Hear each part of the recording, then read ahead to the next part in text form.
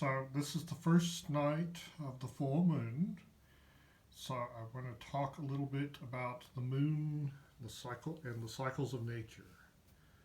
So you can think of the moon as being like a wave, washing in, washing out, washing in, washing out.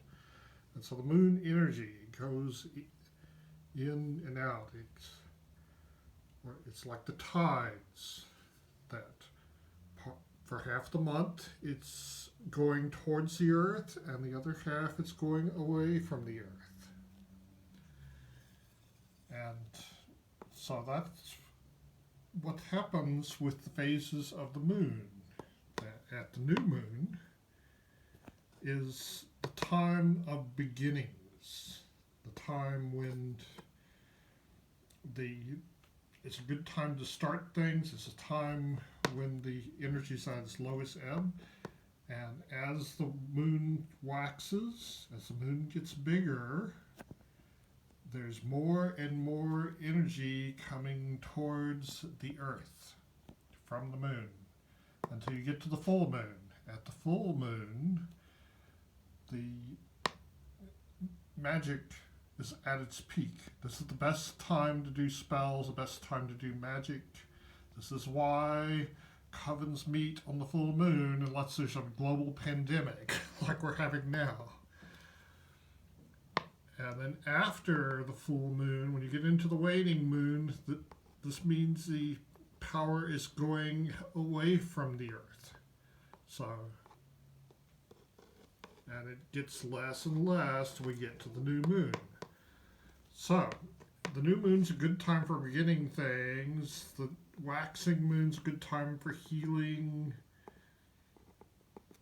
and bringing things to you until you get to the full moon. That's the very best time to do magic. But then when you get into the waxing moon, that's the best time to make things go away, to banish things. It's also a good time for divination and for doing things with spirits. So that's the cycle of the moon as it goes through. And the astrological sign of the moon goes through every astrological sign once a month. And the astrological sign of the moon is the opposite of whatever the sun sign is that month on the full moon. So on the new moon, it's the same. So there's a new moon in Aries, which is the same as when the sun is in Aries, which is where it is right now. But we're getting into the full moon in Libra, because Libra is the sign opposite of Aries. And the moon is opposite the sun.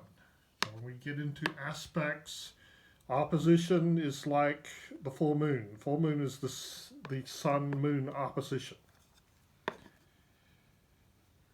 And conjunction is like the new moon. It's the sun-moon conjunction. Square is like the half phases of the moon. You know, the half moon is when the moon is square the sun, or the moon is square the sun. So the moon by itself has meanings in astrology, which is one of the things that you need to know as an occultist. The moon represents intuition and the feminine and the occult and the unconscious. And tarot cards, it usually represents the high priestess. Now, if I were designing my own tarot deck, I think that I would have the moon be the tarot card, not the high priestess, but I can understand why they would make it the high priestess.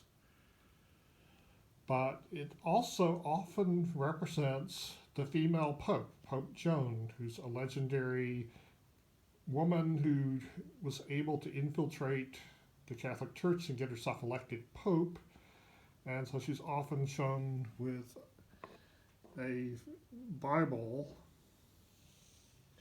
which also represents banned books. So the female pope is sometimes used for high priestess cards. So it's the moon card. So as I said, this is full moon is usually 3 days long. There's as I said, the tide is going around,